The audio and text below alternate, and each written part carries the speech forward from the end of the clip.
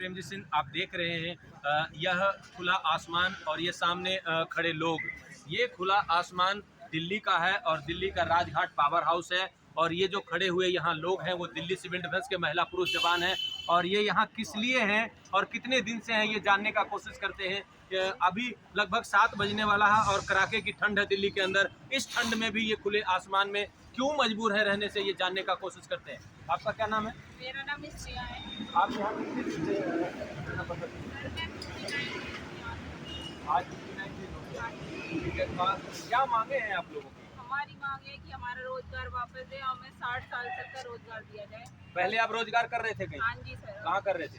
महिला मार्शल में कर रहे थे। तो आप लोगों को हटा दिया गया? हाँ जी, वहाँ से हमें हटा दिया गया, बिना नोटिस दिए गए, हमें नोटिस भी नहीं दिया गया और हमें वहाँ से हटा दिया तो गया। आप सभी लगातार रोजगार को के मांग को लेकर के बैठे हुए हैं? हाँ जी सर। और कल का कुछ प्रोग्राम है सुनने में कल आया? हमारा विशाल धरना प्रदर्शन है सीएम आवास पे।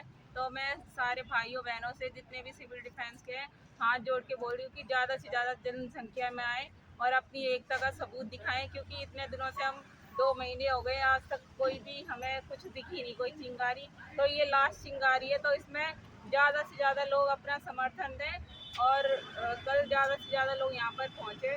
देखिए, ज़्यादा से ज़्यादा लोग आने के लिए अपील कर रहे हैं ये लोग, क्योंकि काफ़ी दिन हो गया है। 27/10/2023 से लगातार कंटिन्यू ये लोग लगे हुए हैं और ये देखिए किस तरीके से ये हताश और निराश होकर कह रहे हैं कि अभी तक किसी प्रकार का कोई सुनवाई नहीं हुआ है मेरा, और कोई इनका सुनने नहीं आया, सुध लेने नहीं आया, और ना ही कोई व्यवस्था यहाँ किया गया है सरकार की तरफ से।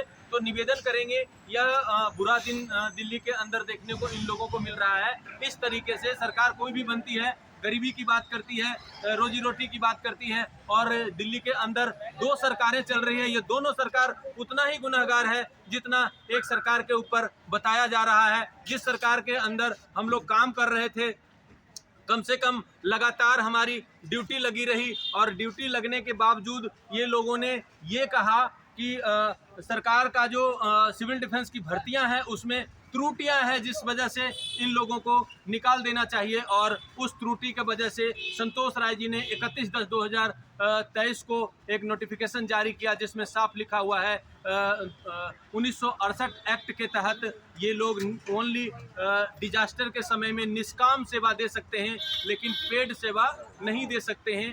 तो 10 साल कराने के बाद पेड अब निकाल रहे हो, तो कहीं न कहीं निकालने से पहले सरकार की जिम्मेदारी बनती है कि इनको व्यवस्था कर देना चाहिए दूसरा जॉब का। कहाँ इनको जॉब दिया जा रहा है, और अगर नहीं दिए हैं तो अब देने में कोई तकलीफ नहीं होनी चाहिए सरकार को। ये कहीं से कहीं तक जायज़ नहीं है। इनकी मांग बिल्कुल सही है और सत्य है। तो सरकार से विनम्र निवेदन करेंगे कि इनको जल्द से जल्द नौकरी देने का कोशिश करें। और सवाल सिविल डिफेंस का है तो सिविल डिफेंस को बर्बाद करने में कोई कसर नहीं छोड़ा गया है। अगर सिविल डिफेंस को अभी भी बचाना है तो एक रास्ता आपके पास बच रहा है, जो हमने ऑर्डर भी पहले दिया था अपने चैनल के माध्यम से। सिविल डिफेंस और होमगार्ड 2010 में अलग कर दिया गया था। दोबारा हम एलजी साहब से विनम्र निवेदन करना चाहेंगे कि दोबारा सिविल डिफेंस को होमगार्ड में मर्ज कर दीजिए, जिससे दोनों महकमा बरकरार हो जाएगा और दोनों का मालिक एक हो जाएगा। जब से रेवेन्यू डिपार्टमेंट में सिविल डिफेंस आई है, सिविल डिफेंस की ऐसी तैसी हो गई है। तो आपसे विनम्र निवेदन है कि इसको बचाने का काम करिए और इन सभी को जो धरना प्रदर्शन पे बैठे हुए हैं लोग, इनको रोजगार देने का काम करिए। नमस्कार। भारत माता की